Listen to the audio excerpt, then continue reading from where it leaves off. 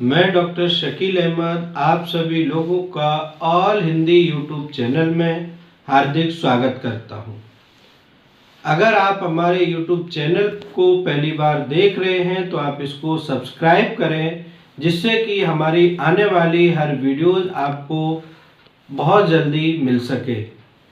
विभिन्न प्रतियोगी परीक्षाओं को ध्यान में रखते हुए आज हम कुछ प्रश्नों को लेकर के आए हैं जो आपकी आगामी परीक्षाओं के लिए एक सफलता का द्वार खोल सकती हैं। तो आइए अब हम स्टार्ट करते हैं। सबसे पहला हमारा जो प्रश्न है वो है, आलोचना को भाषाई प्रतिबद्धता से उन्होंने वैसे ही मुक्त किया है जैसे निराला ने कविता को छंदों के बंधन से। यह कथन किसके संबंध में है? तो ये हमने यहाँ पर चार ऑप्शन दिए हैं। पहला है डॉक्टर नंबर सिंह, दूसरा है रामविलास शर्मा, तीसरा है डॉक्टर नगेंद्र और चौथा है आचार्य रामचंद्र शुक्ल। तो इसका जो सही आंसर है वो है आपका रामविलास शर्मा के लिए ये कहा गया है, और ये कहने वाले जो हैं वो हैं आपके आचार्य रामचंद्र शुक्ल। आचार्य रामचंद्र शुक्ल ने रामविलास शर्मा की जो आलोचना पद्धति थी उसको देख करके उन्होंने ये वक्तव्य दिया था। उन्होंने कहा था कि जो रामविलास शर्मा है उन्होंने आलोचना को भाषाई रीतिबद्धता से उन्होंने वैसे ही मुक्त किया है जैसे निराला ने कविता को छंदों के बंधन से। क्लियर है? अगला प्रश्न देखते हैं हम। काव्य दोष की परिभाषा इनमें से सबसे पहले किसने दी? ना, क्योंकि ये जो चार ऑप्शन मैंने दिए हैं यहाँ पर आपको, दंडी, भामा, वामन और आनंदवर्धन, इन चारों ने ही काव्य दोष की परिभाषा अपने अपने तरह से दी है। लेकिन प्रश्न यहाँ पर यह है कि इनमें से सबसे पहले काव्य दोष की परिभाषा किसने दी? तो इसका सही आंसर हो जाएगा आपका वामन। जो वामन है उन्होंने काव्य दोष की परिभाषा सबसे पहले दी थी। अगला प्रश्न अब हम देखते हैं, वो है मिश्र बंधु विनोद नामक, यह है मिश्र बंधु विनोद नामक हिंदी साहित्य के इतिहास लेखन में कौन नहीं था? यहाँ पर चार ऑप्शन दिए हैं। गणेश बिहारी मिश्र हैं, श्याम बिहारी मिश्र हैं, सुखदेव बिहारी मिश्र हैं और राम बिहारी मिश्र हैं। तो इसमें से आप लोगों को पता है कि गणेश बिहारी मिश्र भी हिंदी साहित्य के लेखन में थे, श्याम बिहारी मिश्र भी इसमें से हिंदी साहित्य लेखन में थे, और सुखदेव बिहारी मिश्र जो है वो भी हिंदी साहित्य लेखन में थे। लेकिन जो राम बिहारी मिश्र हैं ये हिंदी साहित्य के इतिहास लेखन में नहीं थे। जो जिन लोगों ने इतिहास लेखन किया था उसमें से आपके गणेश बिहारी, सुखदेव बिहारी और श्याम बिहारी, ये तीनों ही आपस में भाई हैं जिन्होंने मिश्र बंधु विनोद नाम से हिंदी साहित्य का इतिहास लिखा था। अगला प्रश्न हम देखते हैं जो हमारा भाषा से संबंधित है। यहाँ है, किस विद्वान ने देवनागरी लिपि के स्थान पर रोमन लिपि स्वीकारने का सुझाव दिया? जो देवनागरी लिपि है उसको हटा करके रोमन लिपि की बात करने में रोमन लिपि को रखने में किसने अपना सुझाव दिया? यहाँ पर चार ऑप्शन हैं। सुनीत कुमार चटर्जी हैं, कामता प्रसाद गुरु हैं और लल्लू लाल हैं, अथवा इनमें से कोई नहीं। तो देखिए यहाँ पर जो सबसे ज्यादा खड़ी बोली की बात करते हैं वो है लल्लू लाल। तो जब लल्लू लाल हैं ये खड़ी बोली में सबसे ज्यादा जब इन्होंने काम किया है तो ये प्रश्न ही पैदा नहीं होता कि ये हिंदी के समर्थक ना हो। तो यहाँ पर ये ऑप्शन तो हमारा गलत हो जाता है कि ये जो थे वो रोमन लिपि के समर्थक में नहीं थे। ठीक, अगला है, जब ये हमारा ऑप्शन 3 खत्म हो जाता है तो 4 भी हो जाएगा, क्योंकि इनमें से कोई ना कोई तो था। तो ये 2 ऑप्शन जो है वो हमारे खत्म हो गए। अगला हम देखते हैं कामता प्रसाद गुरु। हिंदी साहित्य के से संबंध में उसको शुद्धता देने के लिए जो व्याकरण की पुस्तक कामता प्रसाद गुरु ने लिखी है, वैसी आज तक कोई पुस्तक नहीं लिखी गई। ये प्रश्न टीजीटी पीजीटी का जो साक्षात्कार है उसमें भी ये प्रश्न कई बार पूछा गया है कि व्याकरण की सबसे अच्छी पुस्तक कौन सी है, तो वो है कामता प्रसाद गुरु की। तो कामता प्रसाद गुरु ने भी रोमन लिपि को स्वीकारने की बात नहीं की है। अब हमारे बचे सुनीत कुमार चटर्जी। तो जो सुनीत कुमार चटर्जी हैं, उन्होंने रोमन लिपि को स्वीकारने का सुझाव दिया था। अगला प्रश्न है हमारा कि हृदय की मुक्तावस्था को किसने प्रयुक्त किया। तो यहाँ पर सभी जानते हैं कि इसका संबंध जो है वो आचार्य रामचंद्र शुक्ल से है। लेकिन दरअसल जो हृदय की मुक्तावस्था है, वो मुक्तावस्था क्या है? हम लोग पढ़ते चले आ रहे हैं कि हृदय की मुक्तावस्था का संबंध जो है वो आचार्य रामचंद्र शुक्ल से है। लेकिन दरअसल ये है क्या, ये चीज हमें समझने की आवश्यकता है। देखिए, जो आचार्य रामचंद्र शुक्ल हैं, वो ये कह रहे हैं कि जब कभी अपने स्वयं को त्याग दे, अपने आप को त्याग दे, या उसके अंदर जो गर्व है, घमंड है, गुस्सा है, क्रोध है, जब इन सब से मुक्त होकर के साहित्य में वो सामान्य व्यक्ति बन जाए, तब क्या है कि वो हृदय की मुक्तावस्था में पहुंचता है ना। तो जब व्यक्ति अपने अंदर के स्वयं को त्याग करके साहित्य में सामान्य जन के बीच में या लोक में पहुंच जाता है, तो वो जो है हृदय की मुक्तावस्था कहलाता है। क्लियर है? अगला सवाल है, जैन साहित्य में सर्वश्रेष्ठ कवि कौन है?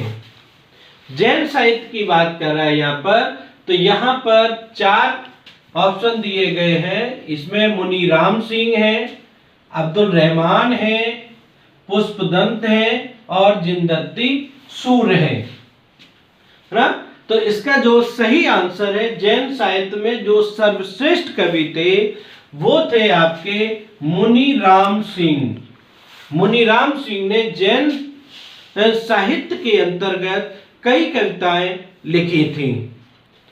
अगला प्रश्न हम देखते हैं कि किसने अपने लिए अभिमान मेरु, काव्य रत्नाकर आदि उपाधियों का प्रयोग किया ना। ये जो है, इसमें से जो जिनदत्ती सूर, भारतेश्वर बाहुबली रास, पुष्पदंत और स्वयंभू, जो ये 4 है, इसमें से कोई एक ऐसा है जिसने अपने लिए अभिमान मेरु और काव्य रत्नाकर जैसी उपाधियों का स्वयं अपने लिए उसने प्रयोग किया है। तो इसमें जो प्रयोग करने वाले हैं वो है आपके पुष्पदंत। पुष्पदंत ने स्वयं अपने लिए अभिमान मेरु और काव्य रत्नाकर जैसी उपाधियों का प्रयोग किया है। ये प्रश्न जो केवीएस का इससे पहले एग्जाम हुआ था, उसमें ये सवाल पूछा गया है। अगला प्रश्न देखिए, यह पुष्प संभवतः अपभ्रंश का प्रसिद्ध कवि पुष्पदंत है, जिसका आविर्भाव 9वीं सदी में हुआ। कथन किसका है ना? ये जो कथन है वो पुष्पदंत के संबंध में है, और ये कथन जो लिखने वाले हैं वो आचार्य हजारी प्रसाद द्विवेदी है। आचार्य हजारी प्रसाद द्विवेदी जो अपभ्रंश का सबसे प्रसिद्ध कवि मानते हैं वो मानते हैं पुष्पदंत को। अब यहाँ पर प्रश्न ऐसे भी पूछा जा सकता है कि जो अपभ्रंश का सबसे प्रसिद्ध कवि है वो कौन है। तो आप आचार्य हजारी प्रसाद द्विवेदी को ध्यान में रखते हुए पुष्पदंत का नाम ले सकते हैं।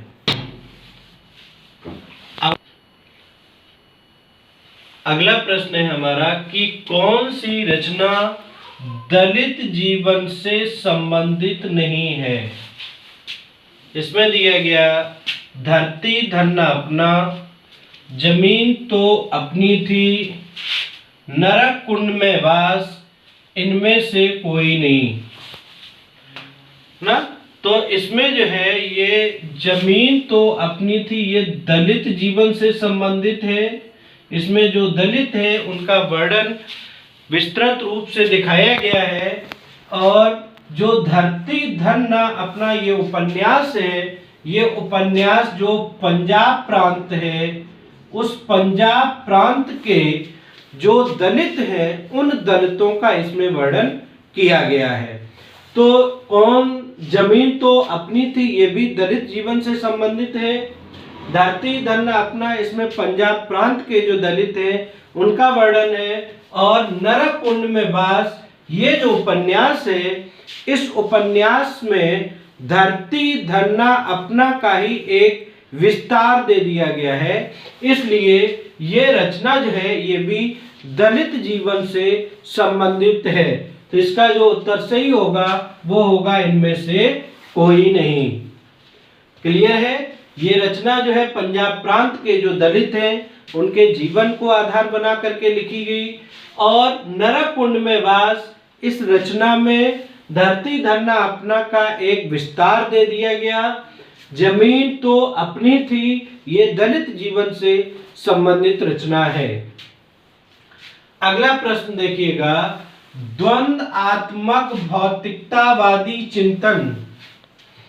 द्वंद्वात्मक भौतिकतावादी चिंतन की कौन सी विशेषता नहीं है।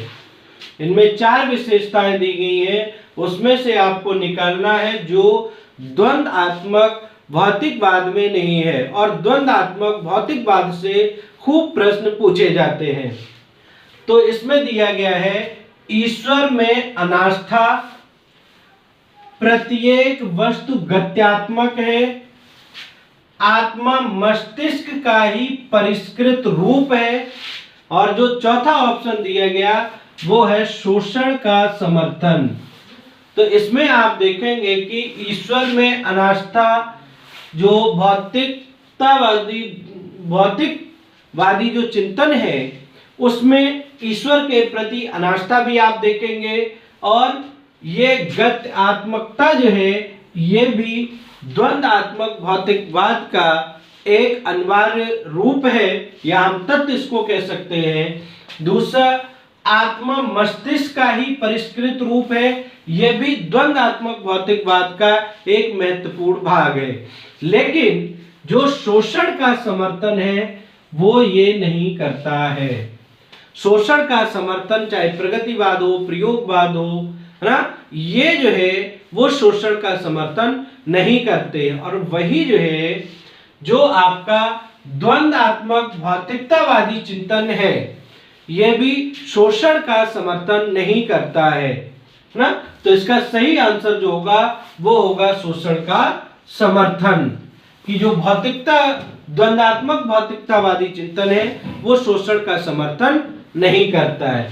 ये 3 बिंदु जो है, ईश्वर में अनास्था, प्रत्येक वस्तु का गत्यात्मक और आत्मा मस्तिष्क का ही परिष्कृत रूप है, ये तीनों ही द्वंद्वात्मक भौतिकतावाद के महत्वपूर्ण भाग हैं। अगला प्रश्न हम देखेंगे और ये अगला प्रश्न है हमारा व्याकरण से, जिसमें अनेक शब्दों के लिए एक शब्द से संबंधित प्रश्न पूछे जाते हैं। उससे ये प्रश्न है, अन्य मनस्क शब्द का आशय क्या है। क्या कहते हैं इसको, वो आपको देखना है। जिसका मन अपनी ओर हो, जिसका मन निर्मल हो, जिसका मन दूसरी ओर हो या जिसका मन केंद्रित हो। तो इसका जो सही आंसर होगा वो होगा जिसका मन दूसरी ओर हो। उसके लिए हम अन्यमनस्क शब्द का प्रयोग करते हैं। अगला, लाश शब्द किस भाषा का है ना? फारसी, अरबी, पुर्तगाली, तुर्की, ये 4 ऑप्शन दिए गए। तो जो लाश शब्द है वो तुर्की का है, पुर्तगाली का भी नहीं है, अरबी का भी नहीं है और फारसी का भी नहीं है। क्लियर है? तो ये जो लाश शब्द है वो किसका है? तुर्की का। अगला प्रश्न आप देखेंगे, तोता डाली पर बैठा है, वाक्य में कौन सा कारक है? इसमें आपको कारक बताना है। तो इसमें जो है ऑप्शन दिए गए, करण कारक, संबंध कारक, अधिकरण कारक और अपादान कारक। ये 4 ऑप्शन दिए गए हैं इसमें। तो इसका जो संबंध है वो है अधिकरण कारक। अधिकरण कारक में क्या होता है? जहां पर मैं, पे, पर, 3 शब्द याद रखिएगा, मैं, पे और पर। जहां पर ये 3 शब्द आपको मिल जाए वहां पर आप समझ लीजिएगा कि यहां पर अधिकरण कारक की बात की जा रही है। क्लियर है? अगला प्रश्न, संज्ञाओं के साथ आने वाली विभक्ति को क्या कहते हैं? प्रश्न ये है, संज्ञाओं के साथ आने वाली विभक्ति को क्या कहते हैं? ऑप्शन दिए गए, संश्लिष्ट, विश्लिष्ट, श्लिष्ट या उक्त सभी। तो देखिए, जहां पर संज्ञाओं के साथ विभक्ति आती है उसको हम विश्लिष्ट कहते हैं। और ये जो विभक्ति है यहां पर वो 2 प्रकार की होती है। जो पहली है वो संश्लिष्ट होती है और दूसरी जो है वो विश्लिष्ट होती है। तो जो विश्लिष्ट विकृति है वो संज्ञाओं के साथ में जो का विभक्ति आती है उसके साथ में प्रयोग होती है, और जो सर्वनाम के साथ आती है उसको विश्लिष्ट हम कहते हैं। ठीक है? तो विश्लिष्ट जो है कहाँ आती है? संज्ञाओं के साथ। सर्वनाम के साथ संश्लिष्ट आती है। ये होती कैसी है इसको आप थोड़ा सा समझ लीजिएगा। देखिए,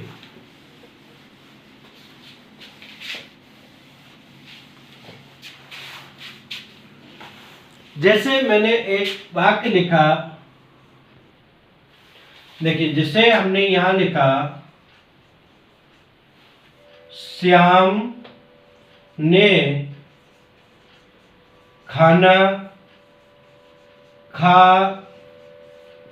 लिया है।